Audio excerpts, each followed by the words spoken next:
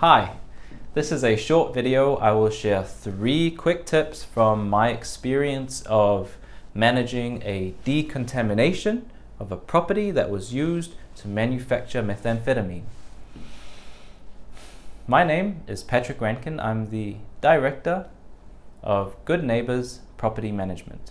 We're at goodneighbors.co.nz, and like Good Neighbors, we're always here for you. I've been a property manager for 10 years now, and in that time I've worked for Barfoot & Thompson and Ray White, and I've worked for the smaller guys like Lovegrove Realty and Harper Property Management. These guys are awesome, and in that time I've learned how to stay calm when everything else around me seems out of control. Like when I received a letter from Auckland Council that stated this property was uninhabitable.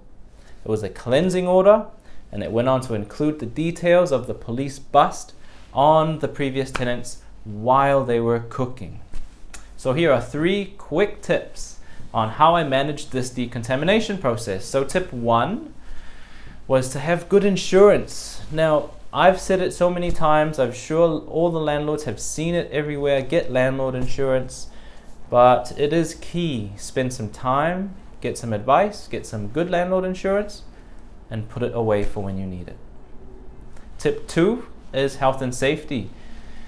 I remember sitting in my car, watching the decontamination team do their thing, ripping out carpets, pulling out the kitchen sink, sanding the inside surfaces down, and a young guy just walks out, bends over by my car, and just pukes. And he was so pale because he was doing all this work without his health and safety gear. Now when I went in there, his foreman made sure that I was wearing a full suit and a mask. So just make sure and be mindful of health and safety and just be responsible. That's tip 2. And tip 3 is to underline your property management fees for this kind of work.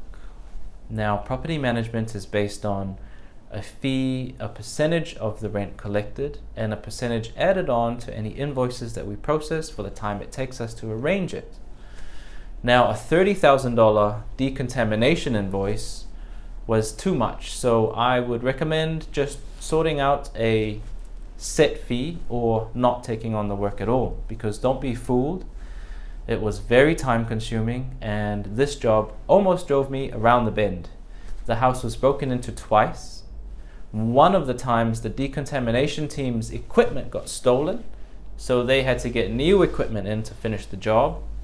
And the property was quite hard to get to, and the water tank was empty, and water tank trucks couldn't get up there to fill it. So luckily it rained, and we finally got it done. But I didn't get paid by the landlord for this work. But I did it anyway because I knew I was needed and I was capable.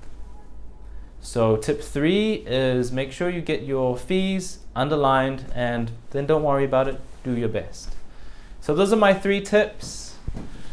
Tip 1 was insurance, tip 2 was health and safety, and tip 3 is property management fees. I hope my video demonstrates that I care about my clients and that I know how to stay calm when everything else around me seems out of control. I hope you liked the video. If you did, comment and subscribe. Get in touch on goodneighbors.co.nz. Thanks.